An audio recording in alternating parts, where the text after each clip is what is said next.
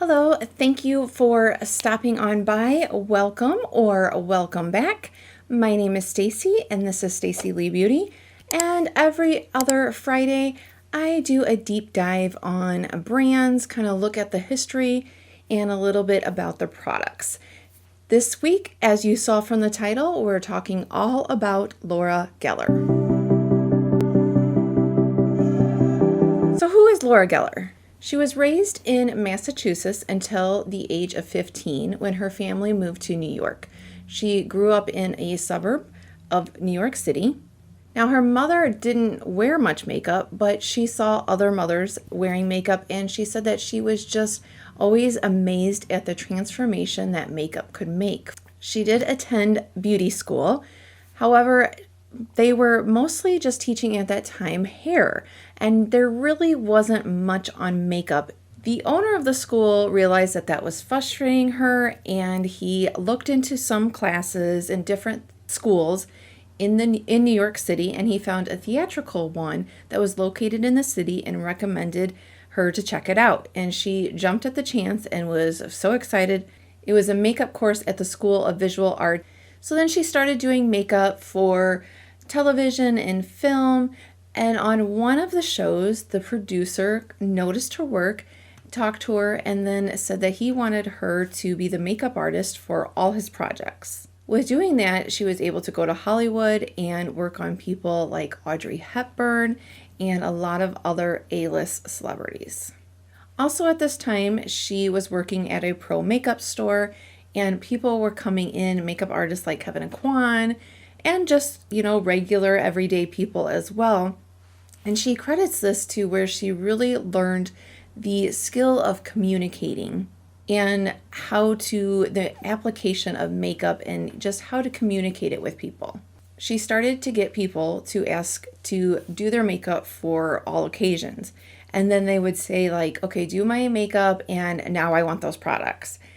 She realized she didn't have those products to give them. And that is when the light bulb moment happened of she needed to open her own store. It started with her renting an apartment that she converted into a store. And then later she opened a full-on boutique in the Upper East Side in New York City. That was in 1993 that she opened that. At that time, remember this was in 1993, so there really wasn't that many freestanding beauty stores at the time, and she was doing makeup and really just getting a name for herself. And I don't know about you, but when I think of Laura Geller, I instantly think of QVC. So you may think, well, how did she get on there? Did she pitch them? How did that all transpire?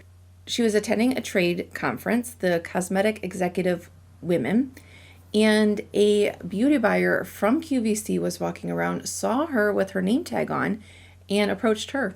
The buyer said that she had heard good things about her and wanted to just get to know her a little bit better, made an appointment to come into Laura's store. And then when she came into the store and talked to her, she asked if Laura could put together some products to potentially sell on air. In an article I found, Laura said that the first thing that popped into her head was what she did for a lot of the theater was a contour and highlighting kit. The buyer placed an order for 750 kits. So Laura got her mom and her friends, they all got together and assembled these kits, and they called them the Face Restructuring Kit. And remember, this was in 1998, so when I think back to that time, I don't really remember a lot of contouring. It wasn't a mainstream, contouring and highlighting wasn't a mainstream thing. Her mission was always to create transformational products that put the joy into makeup. So she gets on QVC, 750 kits are available, and they sell out within 5 minutes. So you can imagine, of course, they would ask her back and continue to have her on. And Laura Geller is actually one of the longest standing color cosmetics brands on QVC. Now let's talk a little bit about changes that the company has gone through. At one time they were sold in both Ulta and Sephora. I couldn't find an exit date of Ulta. I'm thinking because some of the items that I bought on clearance at Ulta So I'm thinking it was around, let's see, I have around 2019 is when I bought this. They exited Sephora, what I found was 2009. In 2012, she had decided to bring on a private equity investor. So she sold a majority stake of her company to 10 Gram Capital Partners. Now, I could not find anywhere where the money amount of the deal was ever published, but looking at the other projects that 10 Gram got involved in, they generally spent, now this is quite the difference, but they generally spent between $15 million and $40 million on the projects they got involved in. At this time, they decided to do some rebranding. So the logo was streamlined. The brand at first had glossy black packaging, and at this time it was replaced with a sleek white packaging that was accented in pink and rose gold. In 2018, Laura Geller Beauty at that time was owned by Gansol LLC, and they actually filed for Chapter 11. The brand was then acquired by AC Beauty LLC. And in 2019, the brand conducted a really deep dive into their customer base, and they realized that the majority of their customers are over the age of 40.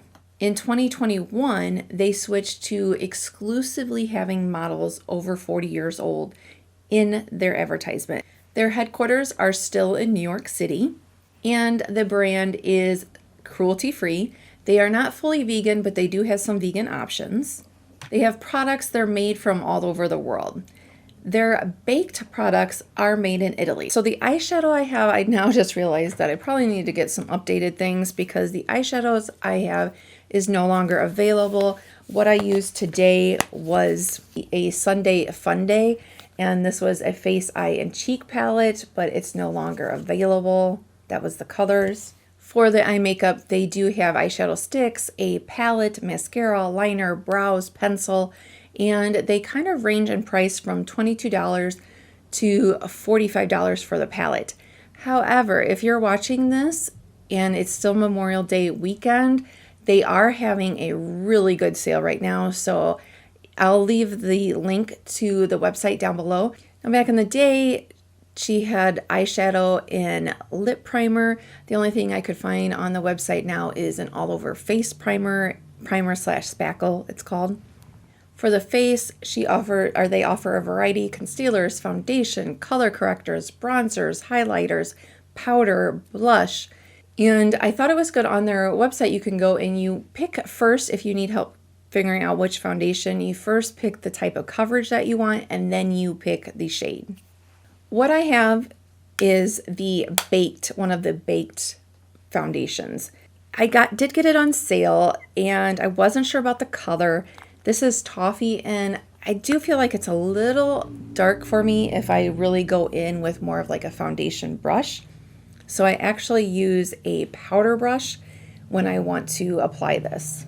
The darker that you want, the more coverage you want, the more dense brush you want. She does sell a kabuki brush that is retractable. I don't have it, but that you can, move up the brush if you want the fibers to be more dense and more compact, or you can kind of bring it down if you want it to be looser. You just want to swirl your brush on it so you're getting all of the different colors.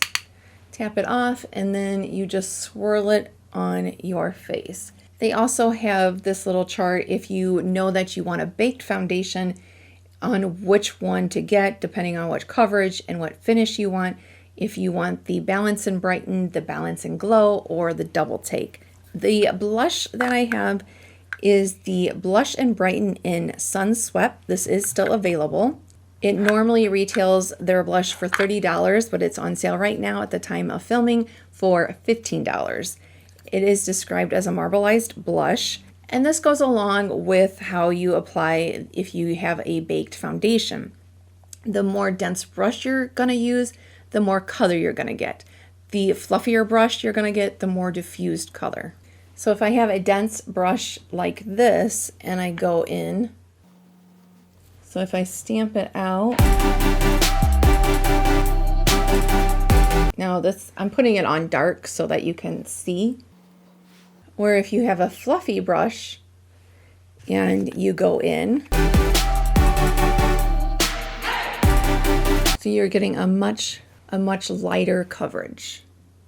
Okay, now let me get a brush and try to even this out.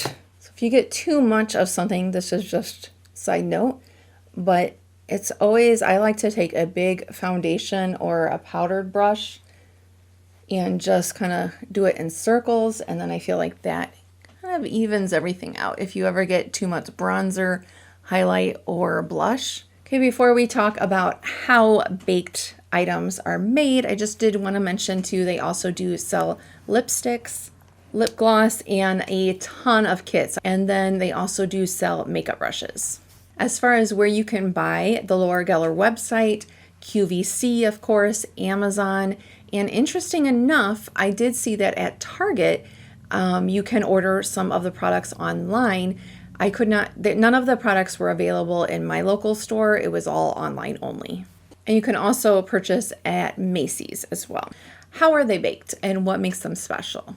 They are made in Italy, and the first step is they whisk loose pigments into a lightweight cream. Then they take a little bit of that cream, a dollop of the cream, and they put it onto terracotta tiles. And this is to brighten and ripen the color vibrancy of the cream. Then it gets put in the oven and baked for 24 hours. 24 hours. Then it is finished by hand. So they have the artisans that smooth it out by hand to create that luminous finish. I just wanted to kind of show you, I guess these would be considered vintage now, but I have some old, back in the day, Laura Geller things that I just thought that you would find interesting. So this was actually, let me take these out. This was all purchased on QVC. This was the building blocks of beauty, Laura Geller makeup. And look at how cute this was. A little kind of suitcase that one of the kits came in. Isn't that just so cute? The Sun Swept, the blush that I showed you today, that was available back in the day because I had one of those. And I need to declutter these, I think, but I don't know. I've had a hard time parting with these. She used to have eyeshadows that were baked.